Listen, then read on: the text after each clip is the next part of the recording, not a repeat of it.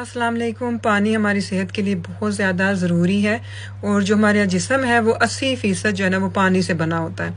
हमारे जिस्म के हर हिस्से को, टिश्यू को, सेल्स को सही तरीके से काम करने के लिए पानी की ज़रूरत होती है। इसलिए हमें पानी सही मिकदार में पीना चाहिए जितने हमारे बॉडी को ज़रूरत होती है। मुझे खुद जो है ना अभी पानी की कमी हुई है, मुझे लगता है, क्योंकि पानी में सही से नहीं पी सकती। ये आप देख सकते हैं कि एक दाना निकला है, तो मैंने सोचा कि इसी पे वीडियो बना लेते हैं।